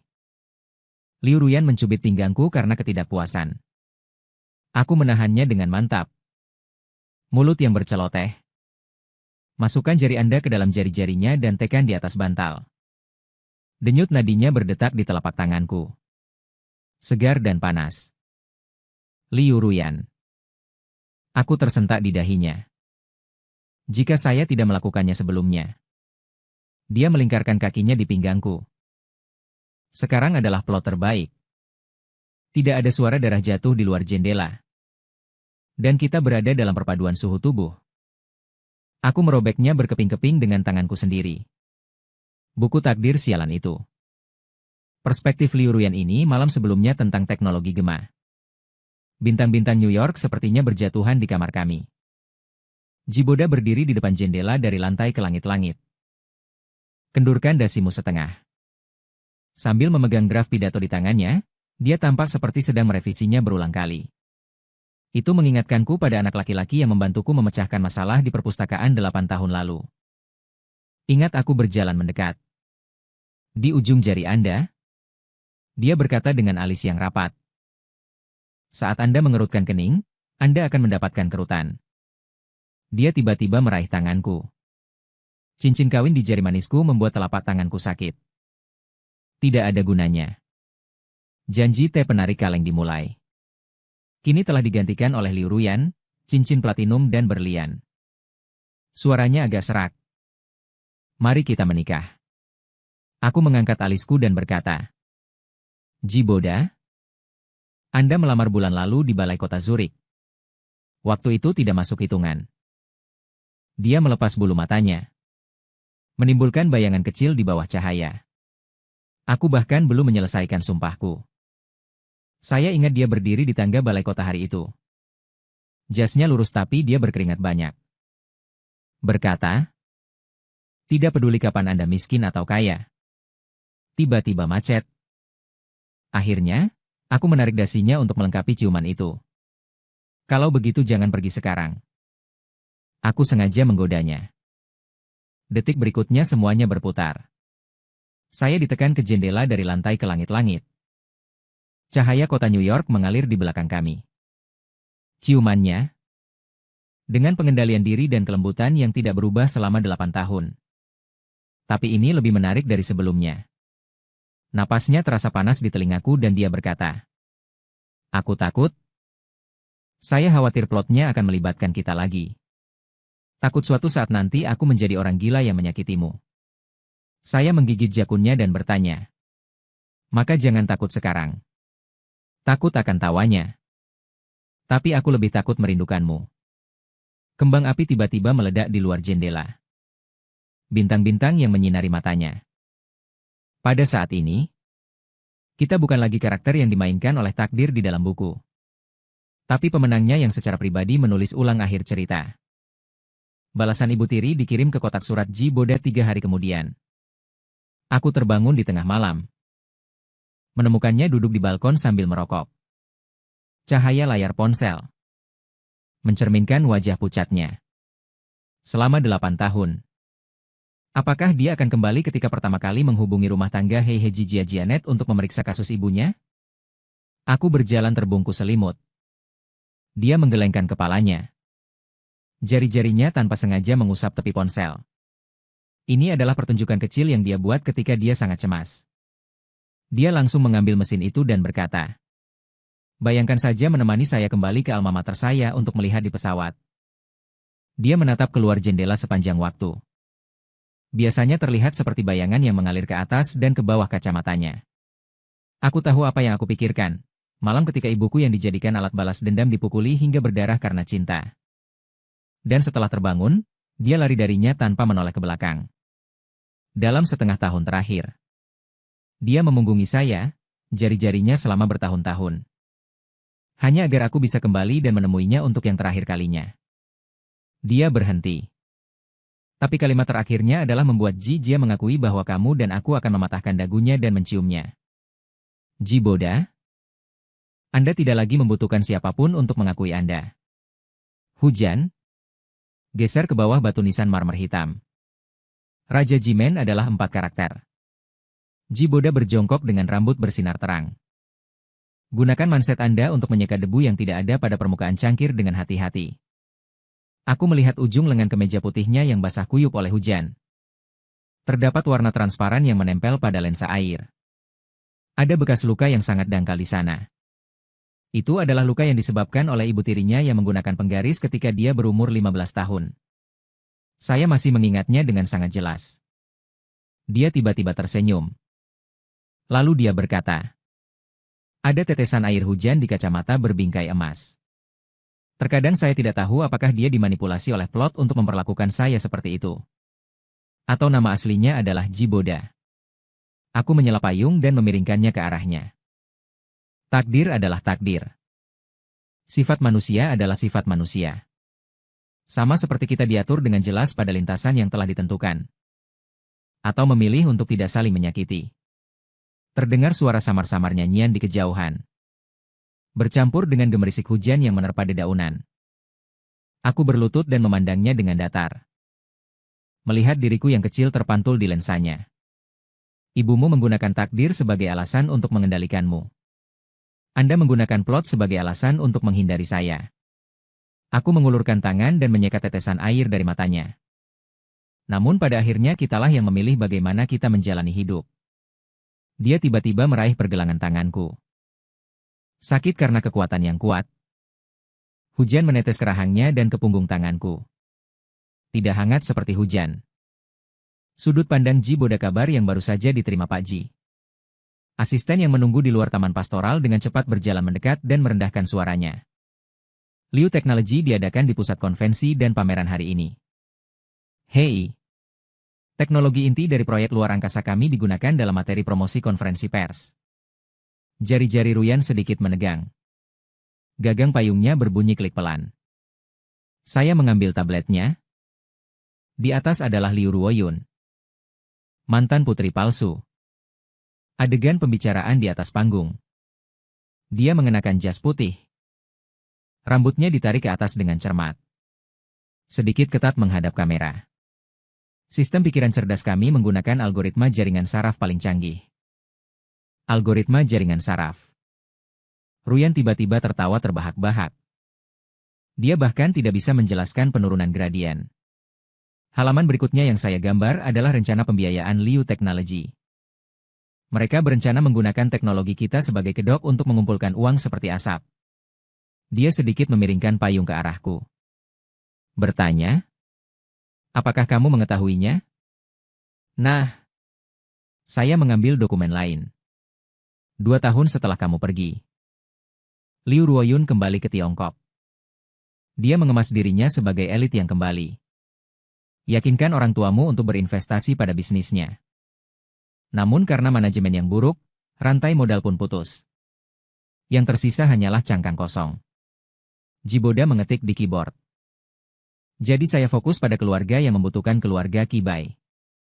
Kebutuhan adalah kehidupan. 2 keluarga. Jika perlu, kedua keluarga bisa digabungkan. Begitu pengumuman itu keluar, saluran media sangat banyak. Yang kedua adalah pujian dari anak emas dan gadis cantik. Iboda mengambil foto dari hari pernikahan. Itojo tetap tanpa ekspresi sepanjang proses. Dan senyum Liu Ruoyun menjadi kaku. Seperti memakai topeng halus. Hari-hari setelah menikah hanyalah sebuah lelucon. Itojo terus nongkrong di klub malam berjudi demi hidupnya dengan senjata api. Liu Ruoyun terus-menerus berada di antara pertunjukan dan skandal. Liu Ruoyun menginvestasikan sisa aset keluarga Liu ke dalam proyek pencucian uang One Plus. Tahun lalu, Itojo tertembak di tulang belakang geng dan melukai tulang punggungnya. Sekarang saya mengandalkan kursi roda untuk bergerak. Beberapa muncul di layar. Memantau tangkapan layar. Foto Liu Ruoyun memeluk pria berbeda di klub malam. Adegan Itojo memecahkan gelas wine di kursi rodanya seperti asap. Setelah menontonnya dengan tenang beberapa saat, tiba-tiba berkata, akun emosional dapat diselesaikan dengan jelas. Dia menatapku dan ada sesuatu yang bersinar di matanya yang sudah lama tidak kulihat. Pergi dan lihat. Ngomong-ngomong, telepon juga Tuan Chen dan yang lainnya. Oh ya, sore harinya kami sudah membuat janji untuk membahas kerjasama.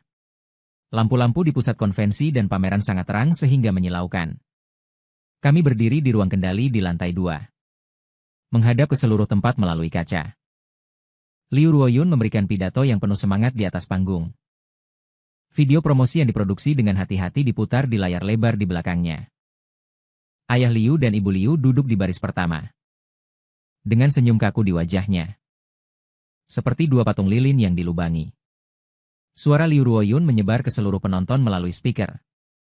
Setelah 5 tahun penelitian dan pengembangan intensif, kami akhirnya berhasil menembus hambatan teknis. Ruyan tertawa bodoh. 5 tahun? Kode sumber terbuka kami baru dirilis selama 2 tahun. Kami langsung berada dalam keributan. Beberapa orang parubaya yang mengenakan jeans masuk dari pintu samping. Langsung menuju ke kursi VIP yang Anda pesan di barisan depan. Tempat itu tiba-tiba dipenuhi dengan gumaman. Itulah raksasa sesungguhnya di lingkaran teknologi dalam negeri. Biasanya saya tidak akan pernah menghadiri konferensi pers sebesar ini. Liu Ruoyun jelas terkejut. Saya salah membaca 2 baris dalam pidato saya. Liu Menshah buru-buru berdiri untuk menyambutnya. Tapi salah satu orang besar melambai padanya. Sama-sama. Kami di sini untuk menunggu jumlah kuartal. Ji Tuan Liu, Tuan Liu. Senyuman di wajah Liu Ruoyun mulai memudar. Apakah Anda melakukan kesalahan? Saat itu, layar lebar tiba-tiba menjadi hitam.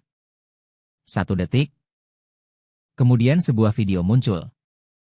Adegan Liu Ruoyun memeluk seorang pria dan menggodanya di bar. Lalu ada video pengawasan sebuah keluarga yang berurusan dengan gangster. Terakhir, ada bagian perbandingan antara kode backend perusahaan mereka dan proyek sumber terbuka kami. Kemiripannya adalah 99,9%, dan venue langsung meledak. Saat Ruyan dan aku keluar dari ruang kendali, Liu Ruoyun mengetuk konsol dengan panik. Berteriak, "Matikan! Matikan dengan cepat! Jangan repot-repot!" Suara Ruyan tidak nyaring. Tapi itu membuat seluruh tempat menjadi sunyi. Orang-orang di balik layar semuanya milikku. Dia mengenakan turtleneck hitam hari ini. Itu membuat warna kulit menjadi sangat putih. Rambut panjangnya diikat longgar di belakang kepalanya. Terlihat mumpuni dan elegan. Dia secara khusus mengenakan cincin kawin di jari manis kirinya. Liu Ruyan, dan Liu Ruoyun berteriak. "Apa yang kamu lakukan?" Ruyan mengabaikannya. Dia berjalan langsung ke podium. Saya mengikutinya dan mengambil nomor layar yang hilang dari staf. Suaraku menyebar ke seluruh penonton melalui speaker. "Maaf mengganggu ini." Saya melirik Liu Ruoyun. Selanjutnya mari kita bicara tentang pameran kreatif. Ada beberapa tawa dari penonton.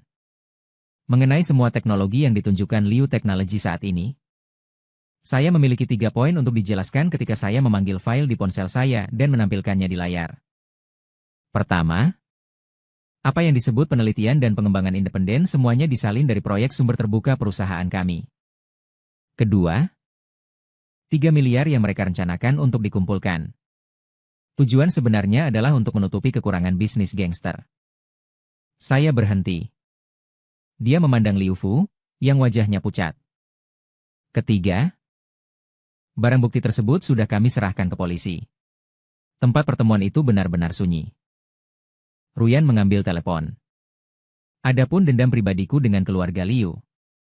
Dia melirik orang tua kandungnya di antara penonton. Keduanya dibersihkan beberapa tahun yang lalu. Namun menggunakan nama perusahaan kita untuk menipu adalah tindakan yang tidak dapat diterima. Suaranya lembut namun setajam pisau. Pertanyaan tentang uang. Saya tidak akan membiarkan Liu Ruoyun terburu-buru. Saya mencoba meraih mikrofon dan suatu malam sepatu hak tinggi saya jatuh dari panggung. Itojo meraung dengan gila di kursi rodanya. Perintahkan anak buahmu untuk mengambil tindakan. Namun, dia berhasil ditahan oleh petugas keamanan yang sudah lebih dulu menyergapnya. Liu Ruyan. Suara Itojo sangat serak. Jika Anda tidak melarikan diri, bagaimana saya menjadi seperti ini? Ruyan bahkan tidak melihatnya. Berbalik, dia mengangguk dan menanyai beberapa orang besar. Maaf. Biarkan semua orang melihat keraguan ini. Perjanjian kerjasama. Saya sudah mengirim seseorang ke mobil Anda. Saat kami berjalan keluar dari tempat tersebut, tangisan ibuku yang menyayat hati terdengar di sekujur tubuhku. Ibu tahu dia salah. Langkah kaki Ruyan tidak berhenti sama sekali. Hujan mulai lagi. Dia memegang payung untuk menginap. Dia mengangkat kepalanya dan menatap langit kelabu.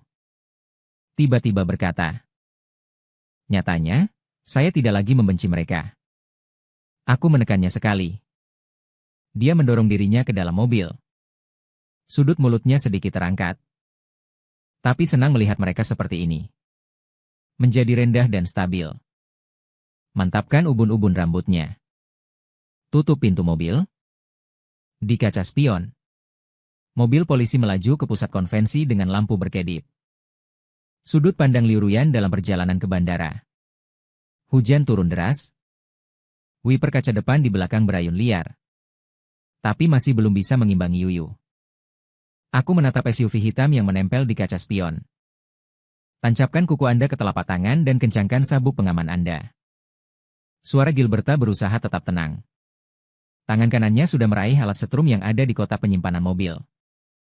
Detik berikutnya, dunia berputar. Dampak kekerasan. Ia menyerang dari kanan belakang dan melemparkan seluruh mobil ke samping. Saat kantung udara meledak, dahiku membentur jendela mobil dengan keras. Bau darah langsung memenuhi lubang hidung. Pintu mobil dibuka dengan kasar. Pria berbaju hitam mengenakan kerudung dan mengarahkan senjatanya ke arah saya. "Liu." "Bos." "Tolong." Jiboda dipotong dari belakang di sisi lain. Tangannya berwarna merah darah. Tapi moncong pistolnya menempel di pelipisnya, tidak bisa bergerak. Saya hanya punya waktu untuk melihatnya. Saat dia diseret ke dalam kendaraan off-road berwarna hitam dan pintunya ditutup. Aku melihatnya meneriakkan namaku. Suaranya terkoyak oleh tirai hujan. Ketika air dingin dari pabrik kimia yang ditinggalkan disiramkan ke wajah Anda. Aku merasakan karat. Itojo mendorong kursi roda. Perlahan mendekat, celana kosong di bawah lutut tertiup angin. Dia melepas kacamata hitamnya. Mata merahnya bersilangan. Seperti jaring yang rusak seperti asap. Jarinya membelai goresan di wajahku. Gerakannya selembut menyentuh sesuatu yang rapuh. Anda akhirnya kembali. Suaranya serak. Namun dengan kelembutan yang aneh. Dunia ini salah. Dia memutar kursi rodanya. Suara itu bergema di gudang kosong. Kamu seharusnya berada di sisiku. Jika tidak ada jalan keluar itu, kami akan melangsungkan pernikahan kami di pantai. Dia berbicara semakin cepat. Seperti membacakan naskah yang telah dilatih dengan cermat. Saya akan berlutut dan memasang cincin itu di bawah matahari terbenam. Jari manismu. Anda akan memberi saya 2 anak. Yang satu seperti kamu dan yang lain seperti aku. Matanya bersinar dengan cahaya yang hampir gila. Saya akan membangun seluruh kerajaan bisnis untuk Anda. Biarkan Anda menjadi ratu yang paling dihormati. Aku meninggikan suaraku setenang kastil itu di atas es. Apa yang kamu katakan? Aku telah mengalami semuanya dalam mimpiku. Dia tercengang. Dalam mimpi. Anda memenjarakan saya di naga emas. Kamu bilang itu paku yang mencintaiku. Jepit ke telapak tangan Anda. Tapi biarkan kakakku mempermalukanku. Kamu bilang itu karena cinta. Saat aku hamil 3 bulan, kamu dorong aku menuruni tangga dengan tanganmu sendiri. Aku menatap wajahnya yang perlahan berubah. Darah mengalir ke paha. Tapi kamu memelukku dan berkata, "Jangan takut. Kami akan memiliki draft dingin gudang lagi." Digulung dengan potongan karat. Wajah Itojo menjadi pucat. Sudut bibir bergetar. Sorot matanya mengingatkanku pada mimpi. Malam hujan ketika saya mengalami keguguran dan demam tinggi. Begitu juga dia. Berbaring di pintu kamar mandi, memohon padaku untuk tidak mati. Aku bisa menjadi lebih baik. Selama kamu berada di sisiku. Kamu adalah satu-satunya wanita yang bisa aku terima. Suaranya tiba-tiba turun. Dengan kegigihan yang tidak wajar. Yanping itu telah saya singkirkan. Wanita di sebelahku hanyalah kamu dan aku yang memandangi tatapan gilanya. Tiba-tiba terasa konyol. Kastil itu? Apakah kamu belum mengerti? Tidak mengerti apapun. Dia menepuk sandaran tangan kursi rodanya dengan keras. Kita ditakdirkan untuk bersama. Memang seharusnya begitu. Aku berdiri perlahan. Memandangnya dengan merendahkan. Kalau begitu izinkan saya memberitahu Anda apa itu takdir. Aku menukar rasa sakitku dengan kebahagiaanmu di sisimu. Suaraku lembut tapi setajam pisau. Penantian panjang bagimu untuk berbalik dan berdoa. Akhirnya suatu hari, Anda belajar memperlakukan saya dengan baik. Murid Itojo menyusut tajam. Saya tidak ingin hidup dalam ketakutan.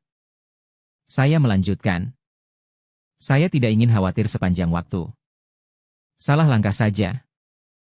Ia akan menjadi orang cacat. Pengasuh cuci popokmu. Anda berbicara omong kosong tentang raungan histerisnya. Aku akan bersikap baik padamu. Saya tahu saya telah memimpikan akhir ceritanya. Aku berkata dengan lembut. Akhirnya kami mengasingkan diri di pulau itu. Anda bahkan benar-benar menjadi suami teladan. Mata Itojo berbinar.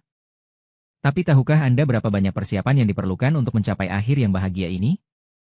Darah dan air mata? Aku mengangkat memar di pergelangan tanganku. Kastil Ito. Apa yang kamu sebut cinta membuatku hancur berkeping-keping. Bertarung lagi. Pecahkan menjadi beberapa bagian lagi. Satukan lagi. Sampai aku menjadi bentuk yang kamu inginkan. Tidak. Kali ini berbeda. Dia menggelengkan kepalanya dengan liar. Lun Yi menghantam rangka besi. Tapi aku bukan tanah liat. Saya manusia.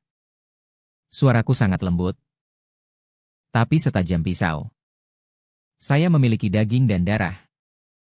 Itu akan menyakitkan dan merangkak. Aku tidak akan memilihmu. Karena aku menemukan itu tanpamu. Saya bisa bahagia tanpa dosa-dosa ini. Anda berbohong kepada saya. Dia meraung dan mengeluarkan belatinya. Kamu milikku tanpa aku. Kamu bukan apa-apa. Ujung pisaunya menempel di daguku, dan darah mengalir ke bawah bilahnya. Kamu berhutang nyawa padaku. Kamu berhutang padaku seorang anak. Anda berhutang seluruh masa depan kepada saya untuk mengikuti saya. Kalau tidak, kita akan mati bersama. Saat aku menatap matanya, dia terdengar setenang Itojo. Aku tidak berhutang padamu. Yang saya berhutang pada diri saya sendiri adalah hidup dengan baik. Dia mengangkat belatinya. Aku menutup mataku. Bang! Pintu gudang tiba-tiba terbuka. Cahaya menyilaukan bersinar masuk. Jiboda adalah orang pertama yang bergegas masuk. Di belakangnya ada petugas SWAT bersenjata lengkap seperti asap. Ada kepanikan dalam suaranya yang belum pernah kudengar sebelumnya. Jejak kegilaan muncul di mata Itojo. Dia tiba-tiba mengeluarkan belati dari bawah kursi roda. Bergegas ke arahku dengan ganas. Pergilah ke neraka. Karena aku tidak bisa mendapatkanmu. Waktu seolah membeku pada saat ini. Saya melihat Boboda melewati sosoknya dengan kecepatan yang mencengangkan. Gambarlah garis sisa di gudang yang gelap. Mempengaruhi pikiran. Idada segera menepis tanganku dan menendang keras ke arah kursi roda Itojo. Pegangan logam yang terpelintir mengeluarkan suara yang keras. Kursi roda itu menabrak rangka besi yang berkarat. Sebuah kait besi yang menonjol menembus langsung ke dada Itojo. Itojo melolong kesakitan.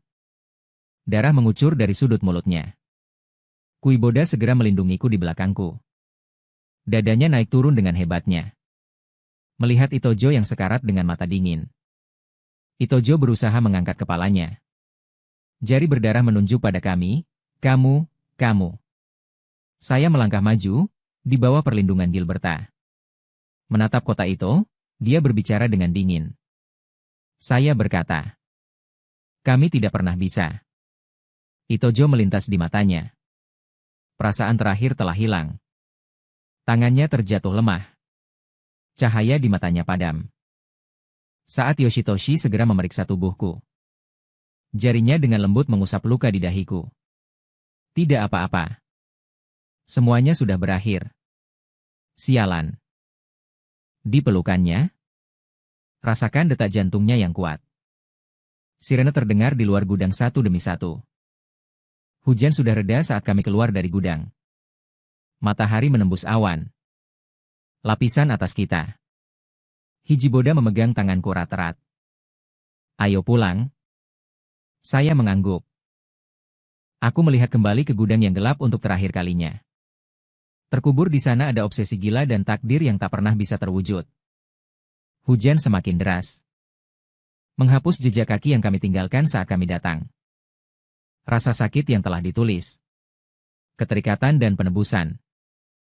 Pada akhirnya akan ditulis ulang dengan pilihan nyata.